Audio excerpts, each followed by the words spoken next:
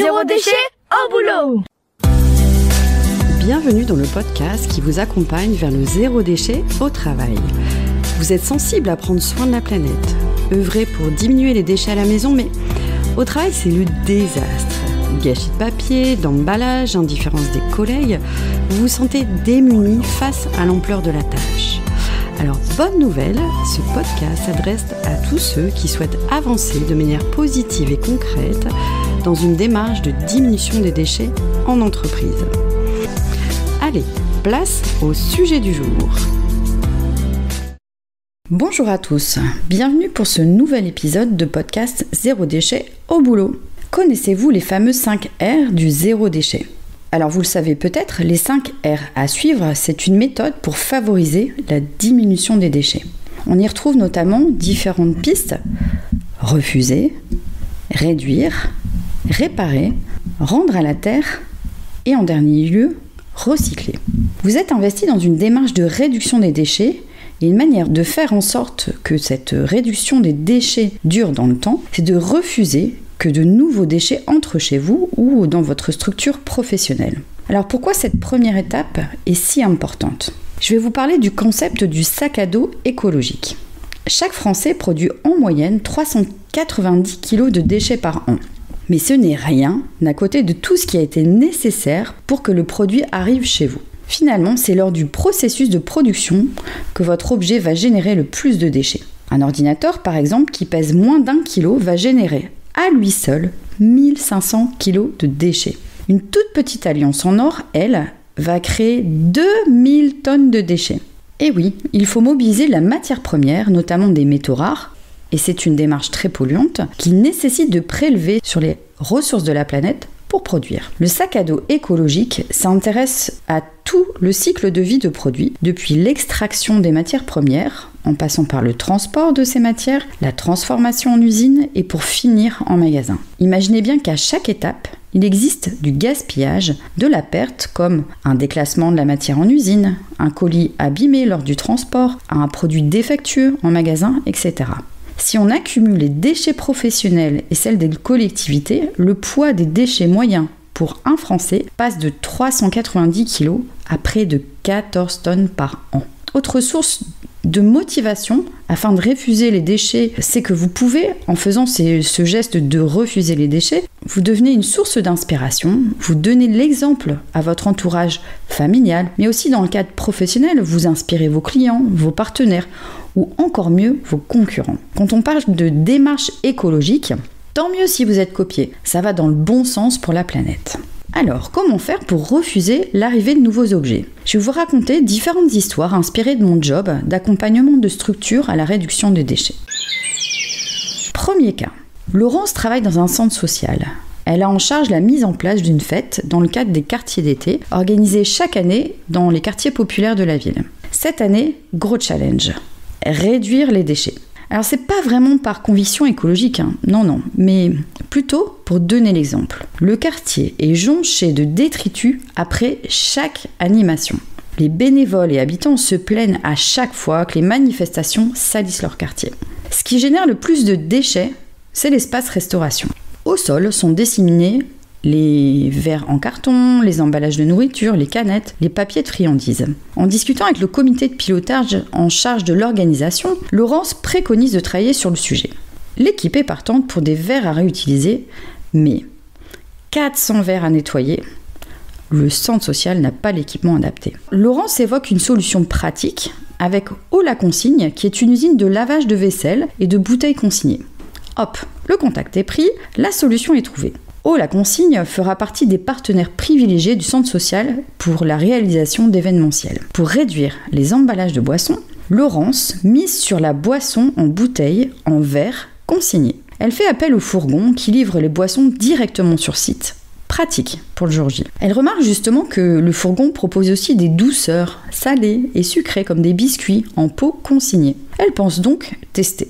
Le jour des quartiers d'été, Laurence a récupéré ses victuailles. Les habitants sont étonnés de la démarche de rendre les verres, de découvrir l'absence de canettes, des victuailles en petits biscuits et autres fruits secs. Mais satisfaits d'en comprendre le sens.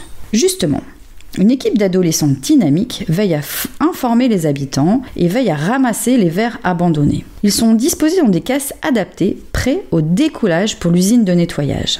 Les bénévoles en charge du stand de boissons, restauration, sont briefés pour récupérer les contenants avec des caisses adéquates. Vous savez, les caisses à casier comme chez l'épicier des années 50. Le soir même, une équipe du fourgon viendra les récupérer. Le centre social en charge de la manifestation récupérera le prix de la consigne, ce qui n'est pas négligeable. Au final, l'opération de réduction des déchets pour les quartiers d'été ont été un succès. Au-delà de la diminution des déchets réussie, l'équipe du centre social constate des bénéfices sur les habitants qui deviennent un peu plus sensibles à la question des déchets. D'ailleurs, l'équipe d'adolescents envisage d'autres actions pour faire bouger le quartier. Second cas. Arnold est un instituteur en CM1 dans une petite école de 250 élèves située dans une ville plutôt rurale qui compte moins de 5000 habitants. Il a dans sa classe Méline. Elle a 8 ans et fait face à un grave problème de surpoids. Le mot « obésité morbide » a même été prononcé. Le jeune instituteur est sensible à la situation de Méline. Aussi, il remarque qu'à chaque récréation, les enfants de sa classe mangent des gâteaux, barres chocolatées, boissons sucrées. Bref, des goûters industriels, comme disent ses collègues. En plus d'altérer la santé de ses élèves, Arnold remarque que ces goûters emballés génèrent de nombreux déchets qui se retrouvent dans la cour. Quel effet collatéral sympathique! Certains élèves, comme Méline, font face à un surpoids pas aussi grave, mais présent quand même. Cette situation questionne vraiment notre enseignant qui se sent démuni face à la situation. Les enfants en mauvaise santé avec des goûters industriels, une cour dégoûtante, ras-le-bol. Ils partagent en réunion d'équipe son désarroi. Une idée jaillit. C'est bientôt la semaine du goût. Pourquoi pas profiter de cette opportunité pour sensibiliser les élèves au mieux manger et changer les choses. Un pari est pris. Dorénavant, plus aucun goûter industriel ne sera toléré à l'heure du goûter. Si les enfants veulent amener de quoi manger, ce sera un fruit et rien d'autre. Quelques semaines plus tard, la semaine de sensibilisation s'est achevée. Les enfants ont réalisé des enquêtes sur le devenir des déchets dans l'école. Ils ont même fait un ramassage de détritus dans la cour. Les CM1 de la classe de Monsieur Arnold ont été porteurs du projet Zéro papier pour le goûter. Ils sont passés dans chaque classe pour expliquer la démarche, montrer les alternatives au goûter industriel. La direction a fait passer une circulaire auprès des parents. Quelques semaines plus tard, la cour de récréation est enfin redevenue plus propre. Pour gérer les déchets des épluchures de fruits, Monsieur Arnold a proposé d'installer un composteur pédagogique qui permettra de donner une seconde vie aux épluchures dégoûtées. Il pourra même apprendre aux élèves l'art du compostage. Et peut-être demain, l'école sera pourvue d'un carré potager, qui sait. Arnold peut être fier de lui. Il a transformé une situation préoccupante en un projet bénéfique pour tous. Il a réussi à transformer un pépin en pépite. Émilie est une jeune trentenaire. Elle a 2 enfants et pour eux, elle est devenue sensible à l'écologie. Elle a mis un stop pub sur sa boîte aux lettres, fabrique ses produits ménagers, achète le plus souvent ses produits en vrac. Bref, elle agit à sa mesure. Émilie travaille en tant qu'acheteuse au siège d'une entreprise de mode qui vend du prêt-à-porter féminin. Ce qui taraude notre Émilie, c'est la différence entre les efforts réalisés à la maison et le peu d'efforts réalisés sur son lieu de travail. En tant qu'acheteuse, elle constate les déchets générés lors de la fabrication des vêtements, les emballages pour les transporter, les produits d'un bout à l'autre de l'Europe, voire du monde. Elle interpelle la responsable RSE de sa structure pour parler de la question du déchet. Émilie témoigne de tous les effets positifs qu'elle a perçus en réalisant ces efforts. Effets positifs sur le budget, sa famille consomme moins, mais mieux. Effet positif pour l'environnement, avec moins d'emballage, d'autres modes de consommation sont mis en place. Des effets positifs sur la fierté que ça lui génère, notamment aussi l'envie de partager ses astuces. Bref, Émilie est convaincante. Justement, la responsable RSE de son entreprise recherche des ambassadeurs qui pourraient constituer un groupe de travail sur la question des déchets et de se saisir d'actions à déployer. Le groupe de travail va d'abord expertiser la quantité de déchets générés dans les magasins de l'enseigne. Ensuite, vient le temps de la formation et même des travaux collectifs. Différentes pistes sont envisagées allant de l'éco-conception des produits à la réduction du plastique des vêtements en passant par la livraison en emballage consigné. Alors tous ces projets prennent du temps et vont durer plusieurs années, mais gardons foi en l'expertise d'Émilie et la motivation de ses collègues. Alors comme Émilie, vous pouvez faire bouger les choses, apporter votre pierre à l'édifice. Bien sûr, vous n'allez pas être à vous seul la personne qui va régler tous les problèmes, mais dites-vous que chacun est un petit maillon de la chaîne pour faire avancer les choses. La particularité d'Émilie dans cette histoire, c'est qu'elle s'est mise en mode solution, en action, plutôt que râler dans son coin.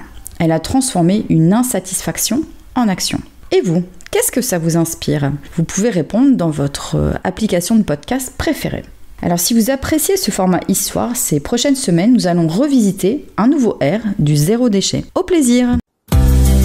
Merci pour votre écoute. Je suis Sophie Free. Dans la vie, je travaille pour sensibiliser au développement durable et je parle notamment du zéro déchet. Pour cela, je propose des ateliers, des conférences, des formations professionnalisantes, un blog, Sophie au naturel, et je suis aussi auteure de livres sur le sujet. Retrouvez toutes mes informations sur le site sophie-o-naturel.fr. Au plaisir!